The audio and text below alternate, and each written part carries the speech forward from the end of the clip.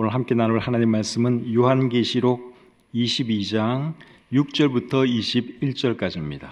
또 그가 내게 말하기를 이 말은 신실하고 참된지라 주 곧 선지자들의 영의 하나님이 그의 종들에게 반드시 속히 되어질 일을 보이시려고 그의 천사를 보내셨도다.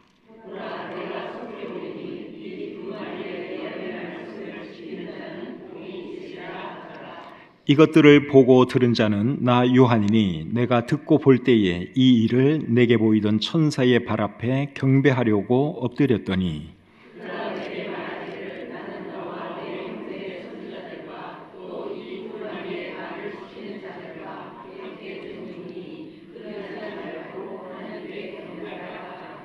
또 내게 말하되 이 두루마리의 예언의 말씀을 임봉하지 말라 때가 가까우니라.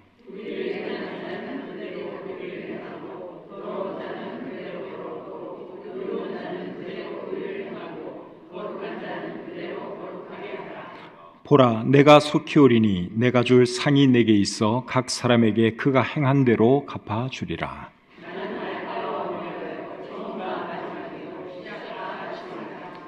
자기 두루마기를 빠는 자들은 복이 있으니 이는 그들이 생명나무에 나아가며 문들을 통하여 성에 들어갈 권세를 받으려 함이로다.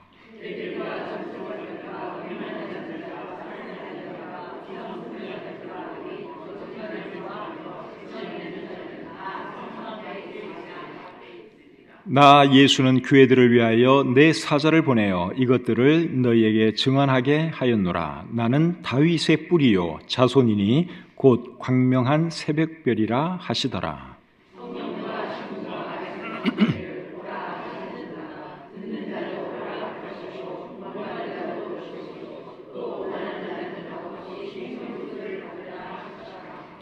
내가 이 두루마리의 예언의 말씀을 듣는 모든 사람에게 증언하노니 만일 누구든지 이것들 외에 더하면 하나님이 이 두루마리에 기록된 재앙들을 그에게 더하실 것이요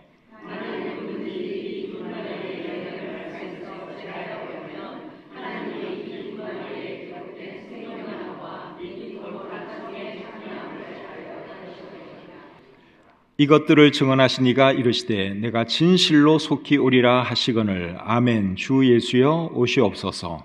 주 예수의 은혜가 모든 자들에게 있을지어다. 아멘. 오늘은 요한계시록 22장 6절부터 21절까지 말씀을 본문으로 해서 아멘. 주 예수여 오시옵소서 이런 제목으로 하나님의 말씀 전하기를 원합니다. 오늘 읽은 이 본문 말씀은 요한계시록의 결론이자 성경 전체의 결론입니다. 요한계시록의 결론이자 성경 전체의 결론이 뭔가 하면 예수님은 메시아요 하나님이시다. 그리고 예수님은 곧 다시 오신다. 이것이 요한계시록의 결론이고 성경 전체의 결론입니다. 성경은 전체가 다 예수님을 증거하는 책이지요. 구약 성경은 오실 메시아 예수님을 증거하고 신약 성경은 오신 예수님 그리고 다시 오실 예수님을 증거하고 있습니다. 그래서 예수님은 요한복음 5장 39절에서 이렇게 말씀을 하셨습니다. 너희가 성경에서 영생을 얻는 줄 생각하고 성경을 연구하거니와 이 성경이 곧 내게 대하여 증언하는 것이니라. 성경이 누구에 대해서 증언한다고요? 예수님에 대해서 증언한다. 예수님이 그렇게 말씀을 하셨습니다. 예수님 당시에는 신약 성경은 없었어요. 예수님이 구약 성경을 가르쳐서 이 성경이 나에 대해서 증언하고 있다. 예수님이 그렇게 말씀을 하셨습니다. 신약 성경은 두말할 것도 없지요. 그리고 성경을 읽고 예수를 믿게 되면 어떤 일이 일어나느냐? 영생을 얻는다고 말씀하고 있지요. 방금 읽은 요한복음 5장 39절에 보시면 너희가 성경에서 영생을 얻는 줄 생각하고 성경을 상고하라 그렇게 말씀을 하고 있죠. 그래서 성경을 읽고 성경을 통해서 예수님을 믿게 되면 영생을 얻게 되지요. 성경에서 제일 유명한 말씀은 요한복음 3장 16절인데 그 말씀도 결국은 예수님 믿으면 영생 얻는다 그 말씀을 하고 있습니다. 요한계시록은 사도 요한이 예수님께로부터 받은 계시를 기록한 글입니다. 그래서 요한계시록 1장 1절을 보시면 예수 그리스도의 계시라 하는 말로 시작이 되고 있습니다. 기록자는 사도 요한이지만 원저자는 누구라는 것입니까? 예수님이라는 것이죠. 그래서 요한계시록이 예수 그리스도의 계시라 하는 이 말로 시작이 되고 있습니다. 요한계시록뿐만 아니라 성경 전체의 저자가 누군가 하면 예수님이세요. 성경 전체의 저자가 하나님 아닙니까? 혹시 그렇게 반문할지 모르겠는데 예수님이 하나님이기 때문에 성경 전체의 저자는 예수님이고 하나님이다, 그렇게 말할 수 있죠. 그래서 우리가 성경을 하나님의 말씀이라고 말하는 것이죠. 이제 오늘 이 본문의 내용을 살펴보겠습니다. 본문은 크게 6가지를 말씀하고 있습니다. 첫째는 요한계시록에 기록된 말씀은 모두가 사실이다, 그것을 말하고 있습니다. 6절 말씀을 같이 한번 읽어보겠습니다. 또 그가 내게 말하기를 이 말은 신실하고 참된지라 주 곧 선지자들의 영의 하나님이 그의 종들에게 반드시 속히 되어질 일을 보이시려고 그의 천사를 보내셨도다. 자, 이 말씀을 보시면 천사가 요한에게 이 말은 신실하고 참되다, 그렇게 말을 했습니다. 여기서 말하는 이 말은 요한계시록에 기록된 모든 말씀을 말하는 것이죠. 요한계시록의 주 내용이 뭔가 하면 반드시 속히 되어질 일입니다. 방금 읽은 이 말씀 6절 끝에 보시면 반드시 속히 되어질 일을 보이시려고 그의 천사를 보내셨다, 그렇게 말씀을 하고 있죠. 반드시 속히 되어질 이 일이 여러분 어떤 일이겠어요? 곧 일어날 미래의 일들을 말하죠. 요한계시록 1장 19절에서는 요한계시록의 내용에 대해서 이렇게 말씀하고 있습니다. 요한계시록 1장 19절입니다. 그러므로 네가 본 것과 지금 있는 일과 장차 될 일을 기록하라. 이 말씀 속에 요한계시록의 내용이 어떤 내용이 될 것인지 그것을 우리가 알 수 있죠. 첫 번째로 말하는 것은 뭡니까? 네가 본 것. 네가 본 것은 사도 요한이 본 것을 말하죠. 사도 요한이 뭘 봤는가 하면 예수님을 환상 가운데 보았습니다. 그 내용은 요한계시록 1장에 기록되어 있습니다. 그리고 지금 있는 일은 예수님께서 아시아에 있는 7 교회에게 하시는 그 말씀들을 말하죠. 그 내용은 요한계시록 2장과 3장에 기록되어 있습니다. 아시아에 있는 7 교회에게 하시는 말씀은 오늘날 교회 시대에 해당되는 말씀이라고 할 수 있습니다. 그리고 또 어떤 내용이 나오는가 하면 장차 될 일, 장차 될 일은 교회 시대가 끝나고 난 뒤에 있을 일을 말하지요. 그 내용이 요한계시록 4장부터 마지막 22장까지에 기록되어 있습니다. 교회 시대가 끝나고 난 뒤에 있을 일을 오늘 본문 6절은 반드시 속히 되어질 일, 그렇게 표현하고 있는 것이죠. 근데 중요한 것은 이 모든 것이 다 사실이라는 거예요. 요한계시록에는 장차 일어날 일들이 상세하게 기록이 되어 있는데 그 모든 내용들이 사실이고 진실이다 하는 것입니다. 여러분 그렇게 믿으시죠? 근데 요한계시록뿐만 아니라 성경 전체 말씀이 다 사실이고 진실입니다. 여기에 거짓된 것이 하나도 없습니다. 그래서 예수님이 이런 말씀을 하셨어요. 천지가 없어지기 전에는 율법의 1.1획도 결코 없어지지 아니하고 다 이루리라, 그렇게 말씀을 하셨고, 그리고 천지는 없어지겠으나 내 말은 없어지지 아니하리라 말씀하셨습니다. 예수님 말씀뿐만 아니라 성경에 기록된 이 모든 말씀이 다 사실이에요. 천지는 없어져도 이 말씀은 없어지지 않습니다. 사실이고 진실된 말씀이기 때문에 그런 것이죠. 그래서 첫 번째로 오늘 이 본문이 우리에게 하시는 말씀은 요한계시록에 기록된 말씀은 모두가 다 사실이다, 그것을 말씀하고 있습니다. 두 번째로 오늘 이 본문이 말씀하는 내용은 예수님은 곧 다시 오신다 하는 것을 말씀하고 있어요. 자, 7절을 보겠습니다. 보라, 내가 속히 오리니. 그 다음에 12절. 보라, 내가 속히 오리니. 그 다음에 20절. 이것들을 증언하시니가 이르시되 내가 진실로 속히 오리라 하시거늘. 오늘 이 본문에는 예수님께서 내가 속히 올 것이다 하는 말씀을 3번씩이나 하고 있습니다. 속히 오겠다 그랬는데 예수님은 아직도 안 오고 계세요. 2000년이 지났잖아요. 속히 오겠다 그랬는데 왜 지금까지 안 오실까요? 그 이유는 베드로후서 3장 8절과 9절이 말씀해 주고 있습니다. 베드로후서 3장 8절 9절 제가 읽어드리겠습니다. 사랑하는 자들아, 주께는 하루가 1000년 같고 1000년이 하루 같다는 이 한 가지를 잊지 말라.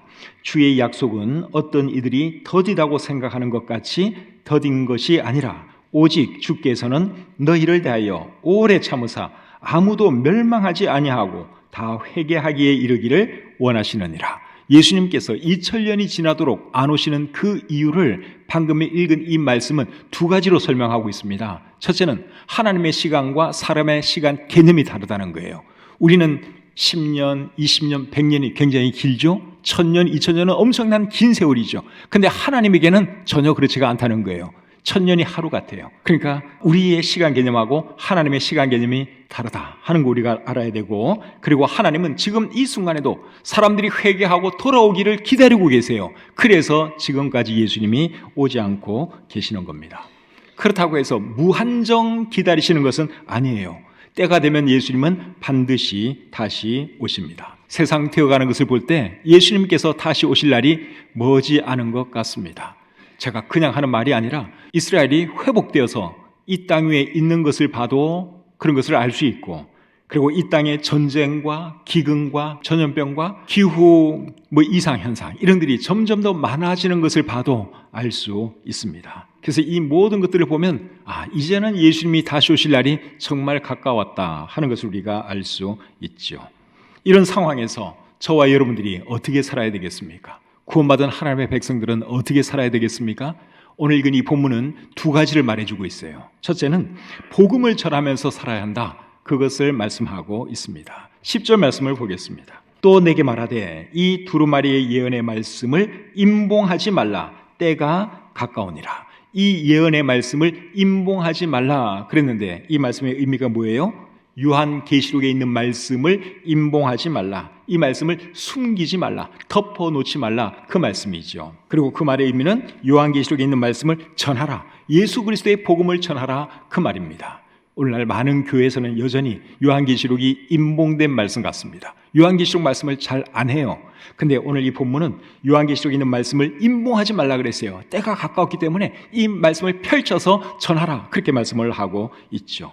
그래서 우리가 이 끝날에 해야 할 일이 뭔가 하면 하나님 말씀을 사람들에게 전하고 또 예수 그리스도의 복음을 전하는 그것이다 하는 것을 여러분들이 알아야 합니다. 두 번째로 우리가 뭘 해야 하는가 하면 의를 행하면서 거룩하게 살아야 합니다. 자, 11절 말씀을 보겠습니다. 불의를 행하는 자는 그대로 불의를 행하고 더러운 자는 그대로 더럽고 의로운 자는 그대로 의를 행하고 거룩한 자는 그대로 거룩하게 하라.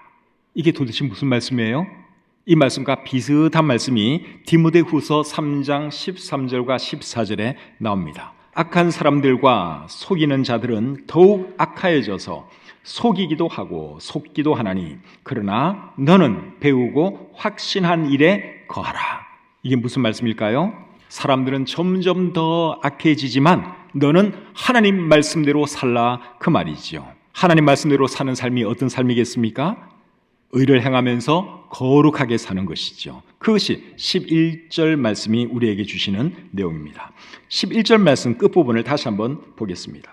의로운 자는 그대로 의를 행하고 거룩한 자는 그대로 거룩하게 하라. 의를 행하면서 거룩하게 살라는 말씀을 하고 있죠. 우리가 이렇게 살아야 하는 것입니다. 복음을 전하면서 의를 행하면서 거룩하게 살면 예수님께서 다시 오실 때 상으로 갚아주신다. 그렇게 말씀을 하고 있습니다. 12절 말씀 보겠습니다. 보라, 내가 속히 오리니 내가 줄 상이 내게 있어 각 사람에게 그가 행한 대로 갚아주리라. 바르게 살아가고 열심히 복음 전하면서 살면 예수님께서 다시 오셔서 상 주실 것이다. 그렇게 말씀을 하고 있죠. 예수님께서 다시 오실 날을 바라보면서 바르게 살아가는 저와 여러분들이 될 수 있기를 바랍니다. 본문 20절 같이 한번 읽어보겠습니다. 이것들을 증언하신 이가 이르시되 내가 진실로 속히 오리라 하시거늘 아멘. 주 예수여 오시옵소서. 예수님께서 다시 오시겠다고 말씀을 하고 있죠. 곧 오시겠다고 말씀하고 있습니다. 이 말씀 앞에 우리도 사도 요한처럼 아멘. 주 예수여 오시옵소서. 이렇게 고백할 수 있는 저와 여러분들이 될 수 있기를 바랍니다. 세 번째로 오늘 이 본문이 하시는 말씀은 요한계시록에 기록된 말씀을 지키는 자는 복이 있다. 그 말씀을 하고 있습니다. 자, 본문 7절을 같이 한번 읽겠습니다. 보라, 내가 속히 오리니 이 두루마리의 예언의 말씀을 지키는 자는 복이 있으리라 하더라. 어떤 사람이 복이 있다 그랬습니까? 이 예언의 말씀을 지키는 자는 복이 있다. 그렇게 말씀을 하고 있죠. 여러분, 말씀을 지킨다 하는 말의 의미가 뭐겠습니까? 말씀을 지킨다. 말씀을 지킨다 하는 말의 의미는 두 가지인데요. 첫째는 말씀에 순종한다, 그런 의미가 있습니다. 요한계시록 1장 3절에 방금 읽은 말씀과 비슷한 말씀이 있습니다. 제가 한번 읽어드리겠습니다. 이 예언의 말씀을 읽는 자와 듣는 자와 그 가운데에 기록한 것을 지키는 자는 복이 있나니 때가 가까움이라. 여기에 지키는 자는 복이 있다 그랬는데, 여기서 지키는 자는 어떤 자를 말하는 걸까요? 하나님 말씀대로 살아가는 것을 말하죠. 그래서 읽는 자, 하나님 말씀을 읽는 자, 듣는 자, 그리고 지키는 자, 여기서 지키는 자는 행하는 자를 말하지요. 그래서 첫 번째 의미는 하나님 말씀에 순종한다 하는 것이고, 두 번째 의미는 말씀을 보존한다 하는 의미가 있습니다. 본문 18절 19절을 보겠습니다. 내가 이 두루마리의 예언의 말씀을 듣는 모든 사람에게 증언하노니 만일 누구든지 이것들 외에 더하면 하나님이 이 두루마리에 기록된 재앙들을 그에게 더하실 것이요, 만일 누구든지 이 두루마리의 예언의 말씀에서 제하여 버리면 하나님이 이 두루마리에 기록된 생명나무와 및 거룩한 성의 참여함을 제하여 버리시리라. 여기 보니까 말씀을 더하지도 말고 빼지도 말라, 그렇게 말씀을 하고 있죠. 이 말씀은 말씀을 있는 그대로 보존하라, 그 말이죠. 말씀을 더하거나 빼지 말라 하는 이 말은 먼저는 요한계시록에 해당되는 말씀이에요. 근데 크게 보면 성경 전체에 해당되는 말씀이기도 합니다. 그렇기 때문에 이 성경에 여러분 함부로 손을 대면 안 됩니다. 요거는 하나님 말씀 아닌 것 같으니까 빼고, 또 요거는 좀 이상하니까 또 인간적인 말을 좀 더 넣고, 이런 식으로 하면 하나님께서 벌을 내리신다고 말씀을 하고 있죠. 그래서 우리 하나님의 사람들은 이 하나님 말씀을 하나님 말씀 있는 그대로 우리가 믿고 받아들이고 실천해야 하는 것이죠. 절대로 이 성경을 우리 마음대로 조작하면 안 된다 하는 것입니다. 성경에 대해서 디모데후서 3장 16절은 뭐라고 말씀하죠? 모든 성경은 하나님의 감동으로 된 것이다, 그렇게 말씀을 하고 있습니다. 여기서 말하는 모든 성경은 창세기부터 요한계시록까지를 말하는 거예요. 모든 성경은 하나님의 감동으로 된 것입니다. 누가 이렇게 지어낸 그런 말씀이 아니라는 겁니다. 베드로후서 1장 20절과 21절은 또 이렇게 말씀하고 있습니다. 먼저 알 것은 성경의 모든 예언은 사사로이 풀 것이 아니니 예언은 언제든지 사람의 뜻으로 낸 것이 아니요 오직 성령의 감동하심을 받은 사람들이 하나님께 받아 말한 것입니다. 이 예언의 말씀은 누가 그냥 지어낸 그런 얘기가 아니라 하나님께로부터 받아서 기록한 것이다, 그 말이에요. 여기 나오는 모든 예언도 창세기부터 요한계시록까지의 말씀을 의미합니다. 그래서 우리는 성경에 기록된 이 말씀을 하나님의 말씀으로 믿어야 하고 성경에 기록된 말씀대로 살아야 하는 것입니다. 그것이 말씀을 지키는 자의 삶입니다. 그런 삶을 우리가 살아갈 수 있기를 바랍니다. 그렇게 살면 하나님께서 그 사람을 복 주신다고 말씀하고 있죠.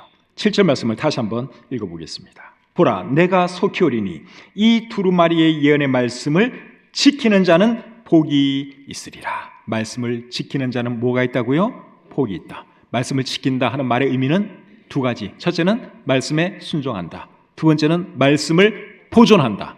여러분들이 잘 기억하시기를 바랍니다. 네 번째로 오늘 이 본문은 하나님만 예배받기에 합당하신 분이다, 그것을 말씀하고 있습니다. 8절 9절 보겠습니다. 이것들을 보고 들은 자는 나 요한이니 내가 듣고 볼 때에 이 일을 내게 보이던 천사의 발 앞에 경배하려고 엎드렸더니 그가 내게 말하기를 나는 너와 내 형제 선지자들과 또 이 두루마리의 말을 지키는 자들과 함께 된 종이니 그리하지 말고 하나님께 경배하라 하더라.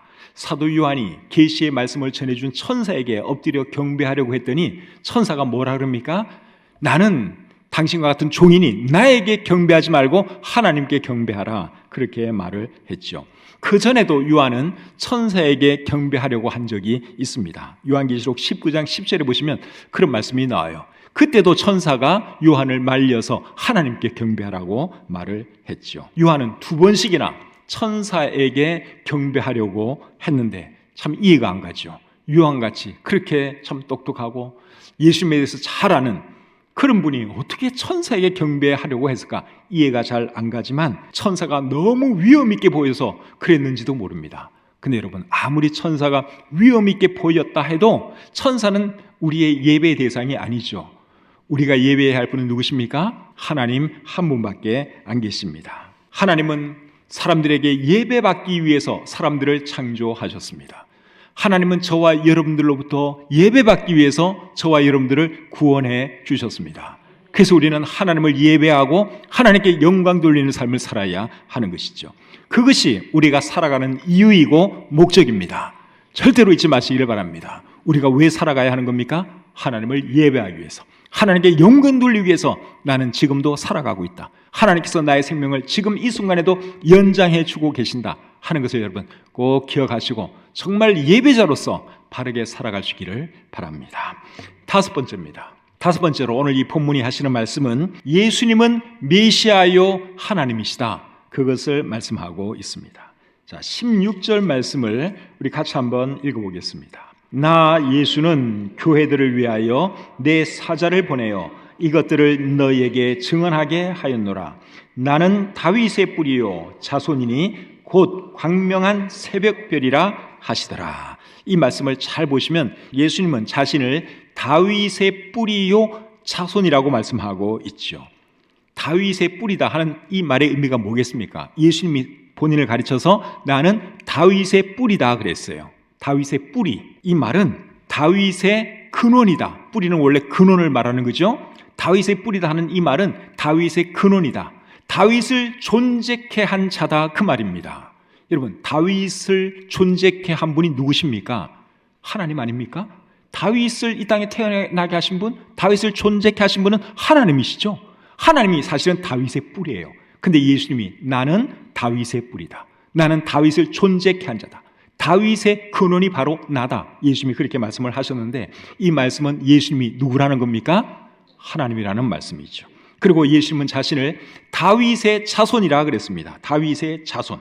구약 성경에 보면 메시아는 다윗의 혈통을 통해서 나옵니다. 사무엘하 7장 16절과 이사야 11장 10절이 그것을 말씀하고 있습니다. 그래서 다윗의 자손이다 하는 이 말은 예수님은 다윗의 혈통을 통해서 나오신 메시아다, 그 말이죠.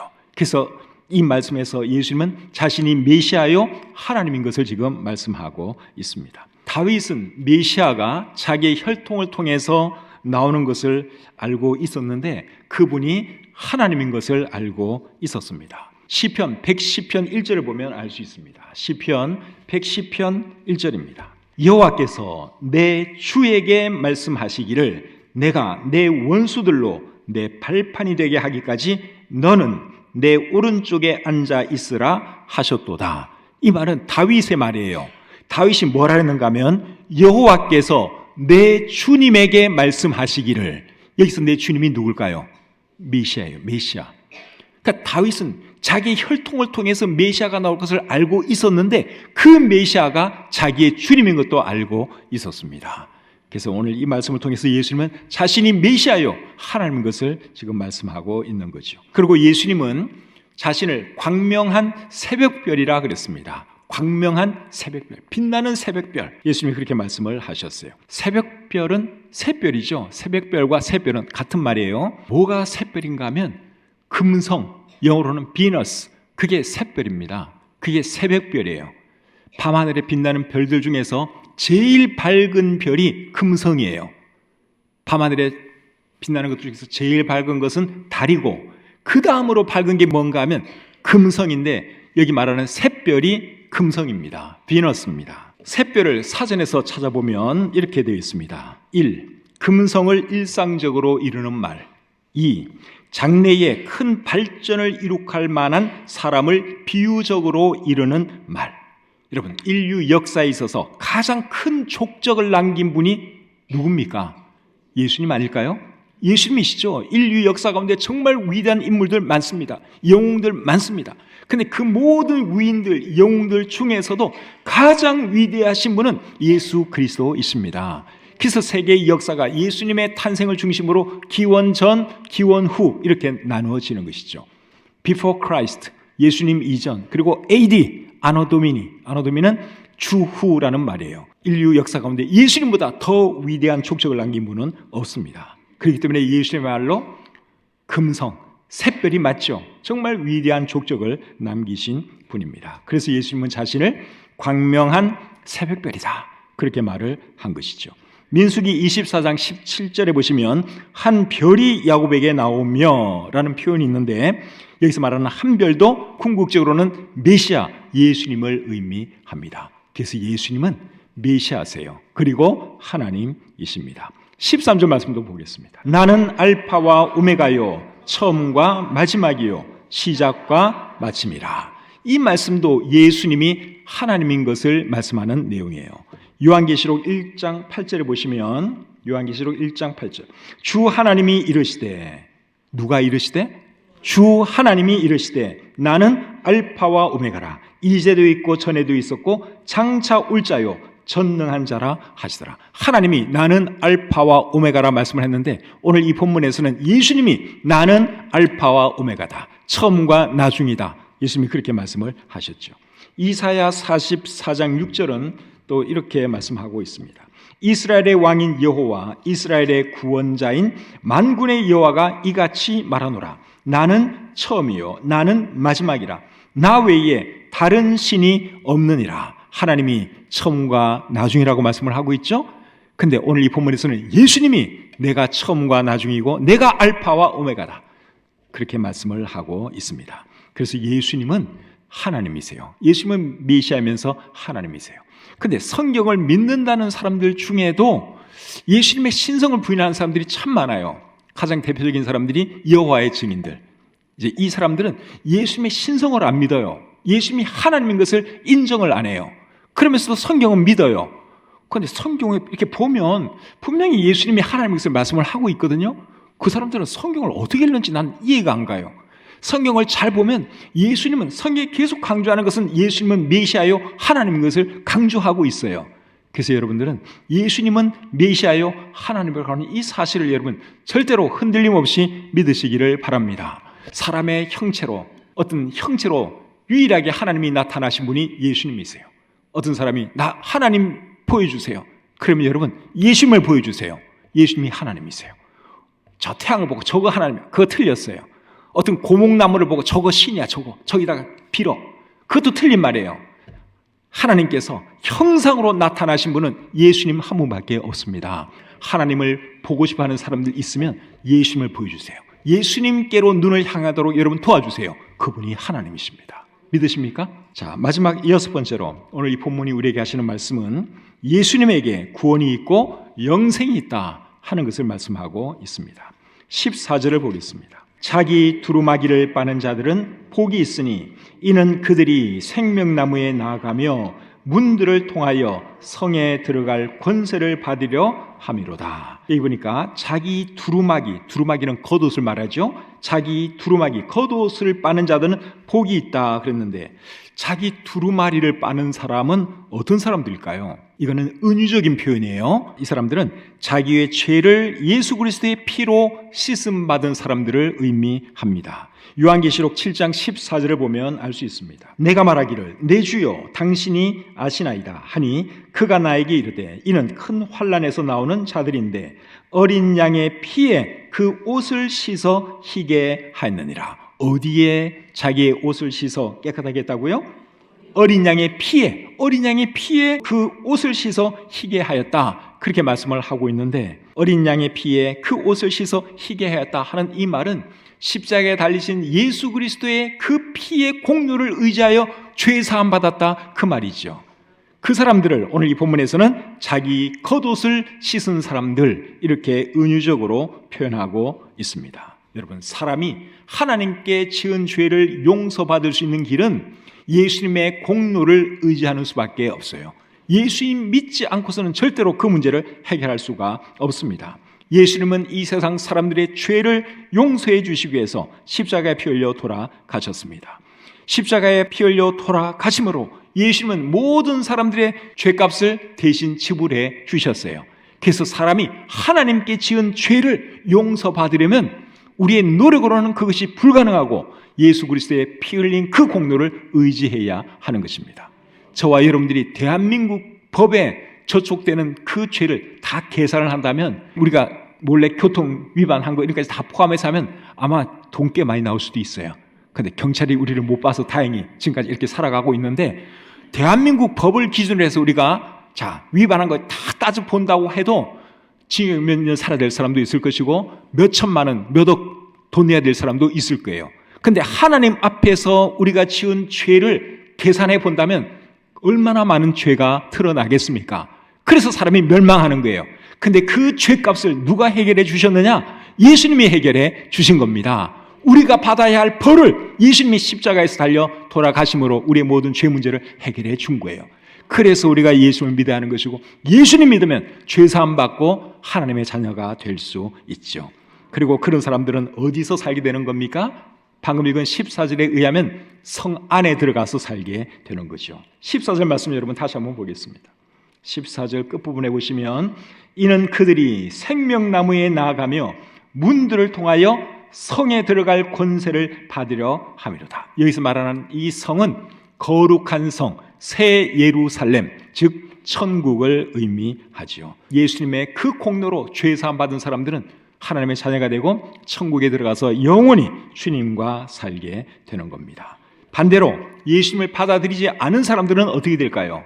성 밖에 살 수밖에 없습니다. 15절을 보겠습니다. 개들과 점술가들과 음행하는 자들과 살인자들과 우상숭배자들과 및 거짓말을 좋아하며 지어내는 자는 다 성 밖에 있으리라. 여기 나오는 이 사람들은 예수님을 받아들이지 않은 사람들을 의미합니다. 여기 개들도 나오는데 여기 개는 악한 사람들을 의미합니다. 근데 이 사람들은 성 밖에 살아야 합니다.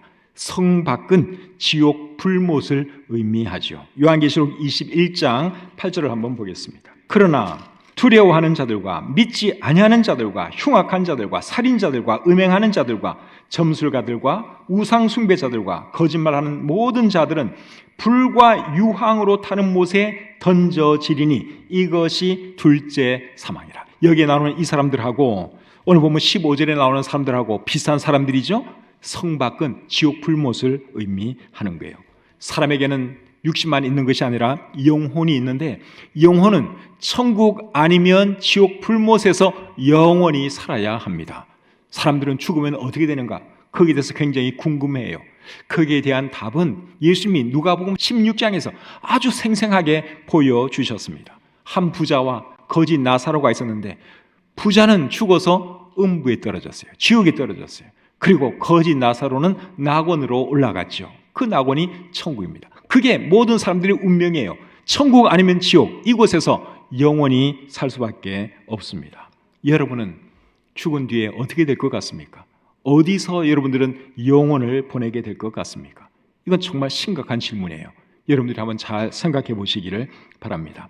여러분 중에 아직 예수님을 믿지 않고 있는 분이 계시면 꼭 예수님을 받아들이시고 구원받고 죄사함 받고 천국에서만 가지고 사시기를 우리 주님의 이름으로 축복합니다. 17절 말씀을 또 보겠습니다. 성령과 신부가 말씀하시기를 오라 하시는도다. 듣는 자도 오라 할 것이요 목마른 자도 올 것이요 또 원하는 자는 값없이 생명수를 받으라 하시더라. 여기 성령은 하나님의 영을 말하고 신부는 예수 그리스도의 신부, 즉 교회를 의미합니다. 예수님은 성령과 교회를 통해서 지금 이 시간에도 사람들을 초청하고 있습니다. 어떤 사람들을 초청하는가 하면 목마른 사람들, 원하는 사람들을 초청하고 있죠. 무엇에 목이 마르고 무엇을 원한다는 말입니까? 영원한 생명. 영원한 생명을 갈구하는 그런 사람들 나에게 오라. 예수님이 지금 초대하고 있죠.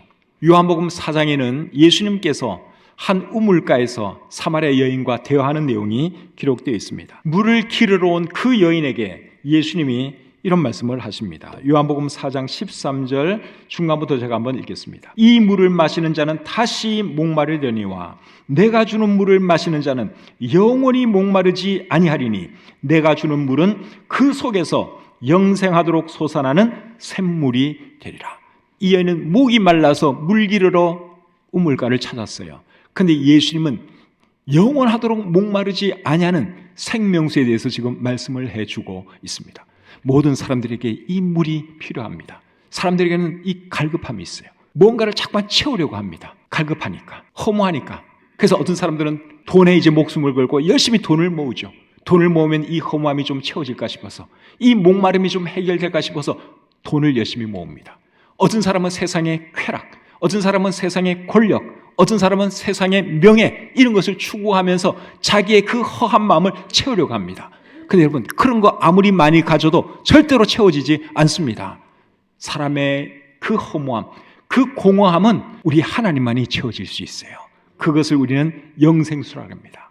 예수 그리스도를 자신의 구주로 영접하면 예수님께서 영원히 목마르지 아니하는 샘물을 주시겠다고 약속하고 있습니다. 여러분들은 이 문제가 해결되었습니까? 여러분들은 무엇을 위해서 살아가고 있습니까? 지금 무엇에 목마르고 있습니까? 어떤 사람은 내가 뭐가 부족하긴 부족한데 그게 뭔지를 모르는 사람도 있어요. 여러분에게 정말 필요한 거는 영생이 필요한 겁니다. 영원한 생명이 필요한 거예요. 그 문제가 해결되기까지는 여러분의 그 허무함, 공허함 메워질 길이 없습니다. 아무리 돈을 많이 가져도, 아무리 여러분들이 좋은 것을 많이 해도 돌아서면 나중에 허무해져요. 죽을 때 두렵습니다. 여러분의 그 문제, 그거는 영생을 가져야지 해결될 수 있는 문제예요. 근데 예수님이 그것을 해결해 주시겠다고 지금 초대하고 있습니다. 여러분 중에 아직 예수님을 자신의 구주로 모셔드리지 않은 분이 계시면 오늘이라도 예수님을 자신의 구주로 모셔드리고 구원받으시기를 바랍니다. 이제 마지막으로 21절 읽고 마치겠습니다. 요한계시록 22장 21절 마지막 구절입니다. 주 예수의 은혜가 모든 자들에게 있을지어다. 아멘. 저도 이 말씀을 여러분들에게 해드리면서 요한계시록 강해를 마칩니다. 기도하겠습니다.